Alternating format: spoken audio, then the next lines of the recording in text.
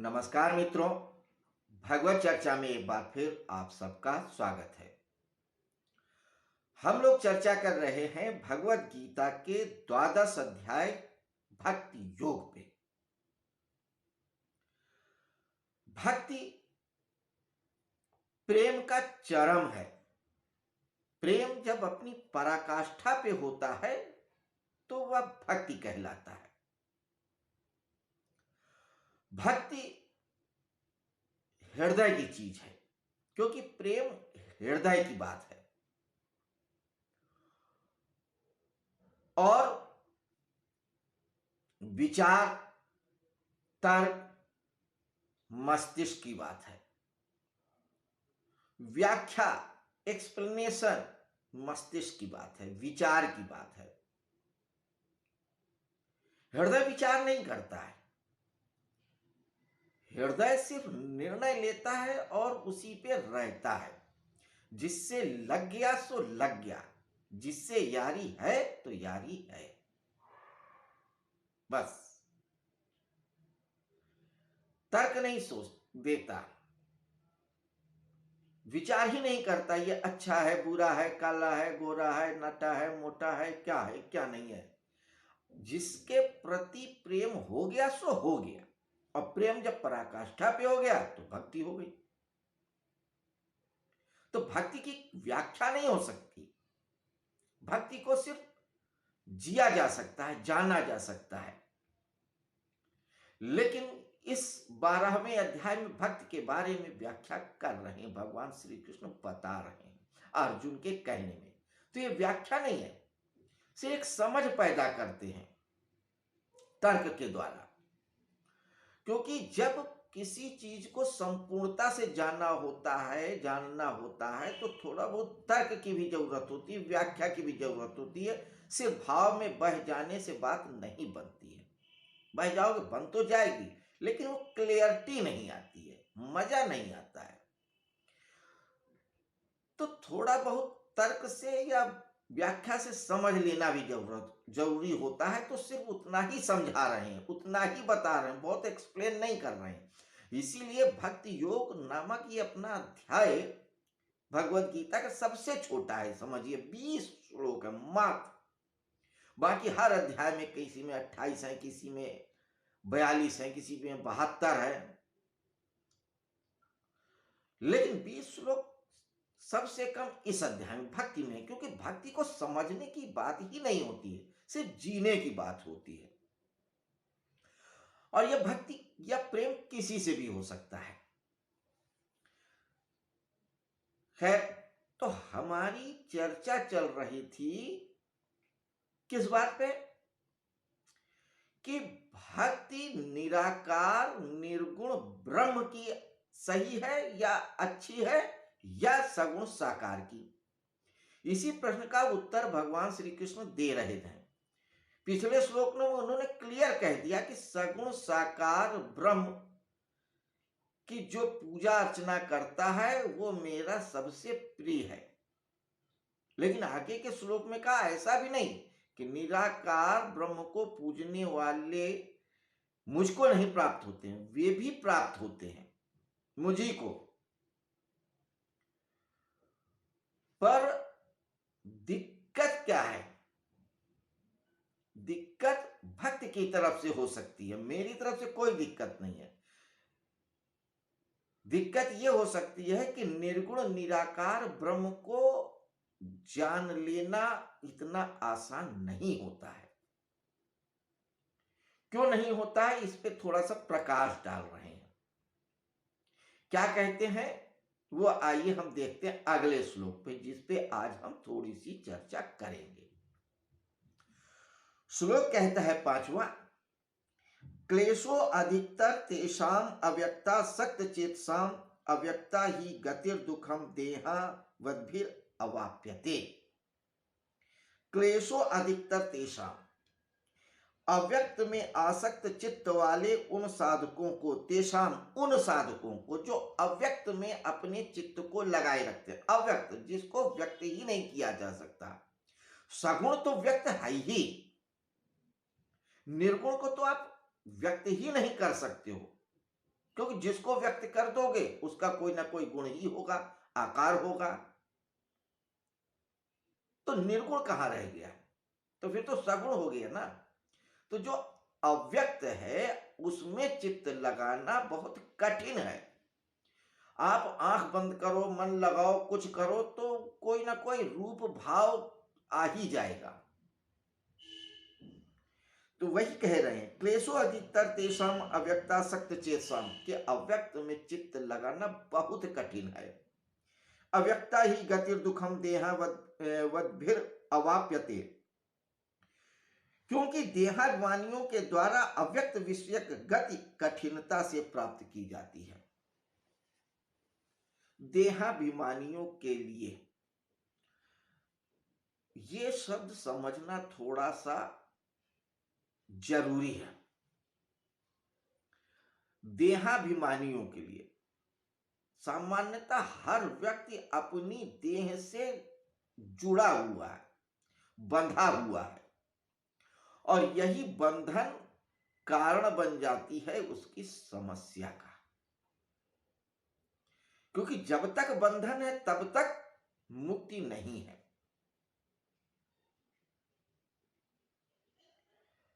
तो देह के प्रति जो आसक्ति होती है, अब देह का मतलब सिर्फ ये फिजिकल बॉडी नहीं, देह का आयाम बहुत बड़ा है। इस देह के अंदर 5 कोष और 7 शरीर कहे हैं जानने वालों ने। 3 तो मोटे मोटे कहे हैं, स्थूल शरीर, सूक्ष्म शरीर, कारण शरीर। इसके अलावा भी 7 उनकी परतें भी हैं। 5 कोष हैं, अन्नमय कोष, मनोमय कोष, प्राणमय कोष, विज्ञानमय कोष, आनंदमय कोष, और इन सारे कोषों के पार ही परमात्मा है, आत्मा है, ब्रह्म है, कुछ भी कह लो, सत्य है। तो आप अपने शरीर से ही नहीं हट पाते हो। अन्नमय कोष, ये फिजिकल बॉडी से तो डिटैचमेंट हो सकता है, कोई रोग हो जाए, व्याधि हो जाए या और भी कुछ हो तो आपको डिटैच हो सकते हैं, लेकिन मनोमय कोष से आदमी जल्दी नहीं छूट पाता, बहुत जकड़ा रहता है। मनोमय कोष में ही व्यक्ति का मान होता है, सम्मान होता है, सिद्धांत होता है। तो व्यक्ति अपने सिद्धांतों से जुड़ जाता है, अपनी भावनाओं से जुड़ जाता है। लोग कहते हैं कि मैं मर जाऊंगा लेकिन अपने सिद्धांत नहीं छोड़ूंगा। दशरथ जैसे, भीष्म जैसे अपने सिद्धांत से जुड़ गए। मनोमय कोष की बात होती है। बंधन हो जाता है, देह का बंधन तो फिर भी छूट जाता है, बहुत बड़ा नहीं होता है। तो मनोमय कोष का बंधन और बड़ा हो जाता है। देवता लोग प्राणमय कोष में रहते हैं, प्राणों की ऊर्जा होती है उनके पास बहुत ज्यादा, इतने सुख होते हैं, इतने आनंद होते हैं कि वो उससे उबर ही नहीं पाते। और जब व्यक्ति आनंदमय कोष, विज्ञानमय में कोष में पहुंच जाता है तो ऐसी स्थिति होती है कि फिर युगों युगों तक वो आत्माएं वहीं पे रहती हैं, निर्वाण को प्राप्ति नहीं होती, देह से बंध जाते हैं। तो देह से बंधने का अर्थ सिर्फ ये फिजिकल बॉडी मत लीजिएगा, हर स्तर पे व्यक्ति बंध जाता है, चाहे वो मनुष्य के स्तर पे हो, चाहे देवता के स्तर पे हो, चाहे और किसी स्तर पे हो, सिद्धों के स्तर पे हो, बंध जाता है। तो ये हर स्तर के लोगों के लिए बात है, सिर्फ मनुष्य के लिए नहीं कह रहे भगवान श्री कृष्ण, कि जो देहाभिमानियों के लिए निर्गुण ब्रह्म की उपासना बड़ी कठिन हो जाती है। क्योंकि निर्गुण ब्रह्म का अर्थ ही है कि जिसका कोई गुण नहीं है, कोई आकार नहीं है, निराकार निर्गुण ब्रह्म। वहां जाने के लिए आपको अपने सारे रूप को, सारे सिद्धांत को, सारे विचार को छोड़ना पड़ता है, और वो बड़ा कठिन हो जाता है। तो निर्गुण निराकार ब्रह्म की जो भक्ति है इस वजह से कठिन हो जाती कि व्यक्ति की, आत्मा की या जीव की अपने देह के प्रति आसक्ति बहुत ज्यादा होती है। तो निर्गुण निराकार ब्रह्म को अनुभव करने की बड़ी कठिन मार्ग है या डगर है, उस डगर पे हर कोई नहीं चल सकता, जन्मों जन्म लग जाते हैं। जब योग्य गुरु मिलता है और संकल्प भी बहुत प्रभावी हो व्यक्ति का, लगा रहे उसी में, योग साधना में, ध्यान में, कुंडलिनी जागरण में और उन विधियों में जो उनके गुरु ने उनको बताई है। तब कहीं जाके कई जन्मों में शायद कुछ झलक मिल पाए उस निर्गुण निराकार ब्रह्म की। प्रॉब्लम ब्रह्म की तरफ से नहीं है, रुकावट उनकी तरफ से नहीं है। तो यही कृष्ण कह रहे हैं कि बात मेरी पसंदगी नापसंदगी की नहीं है, बात मार्ग की कठिनताई की वजह है। लेकिन कृष्ण क्यों कह रहे हैं कि मुझे वो ज्यादा प्रिय जो सगुण ब्रह्म की उपासना करता है। कारण सिर्फ इतना सा है कि सगुण ब्रह्म की उपासना करोगे तो आप उस परम तत्व को आराम से पा जाओगे, सारे संसार को लीला समझ लोगे, नर से नारायण हो जाओगे, आप उस भगवत्ता के पास हो जाओगे, इस भगवत्ता को अनुभव कर लोगे। चूंकि प्रश्न कर रहे हैं अर्जुन कि कौन श्रेष्ठ है, तो इसलिए उनको सिर्फ समझाने के लिए कह रहे हैं कि ठीक है, अगर तू यही चाहता, इन्हीं शब्दों में सुनना चाहता तो सुन कि सगुण साकार रूप मुझे ज्यादा पसंद है। कृष्ण जैसी चेतना को क्या है, किसी भी रूप में उनको भजो, सारे रूप उनके हैं, बता ही चुके हैं 10वें अध्याय में, सारे स्वरूप उनके हैं और कोई स्वरूप नहीं है वो भी उनका स्वरूप है। लेकिन कृष्ण जैसी चेतना मनुष्य के स्तर पे उतर के समझा रहे हैं, स्टेप बाय स्टेप। तो निर्गुण निराकार ब्रह्म की उपासना करो चाहे सगुण साकार ब्रह्म की उपासना करो, बात एक ही है, सिर्फ मार्ग की कठिनाई ज्यादा है निर्गुण निराकार ब्रह्म में, इसलिए सगुण साकार ब्रह्म की उपासना करने से उस तत्व की प्राप्ति आसानी से हो जाती है। दूसरी बात कि ये संसार है, खेल है, लीला है, कोई ना कोई रूप होगा ही होगा, उसका आनंद लो, ये पॉजिटिव वे है। निर्गुण निराकार ब्रह्म की उपासना एक तरह के नकारात्मक ही समझिए। बुद्ध किसी ईश्वर को नहीं मानते, वो नकार की भाषा है। तो निराकार का मतलब ना, या साकार का मतलब सहित, हाँ पॉजिटिव। क्या फर्क पड़ता है, मनुष्य की अल्टीमेट आकांक्षा तो परम आनंद की है ना, तो परम आनंद तो मिल ही रहा है ना, सगुण से मिल रहा है या निराकार से मिल रहा है, क्या फर्क पड़ता है, आसानी से मिल जाए जिससे वो ज्यादा अच्छा है।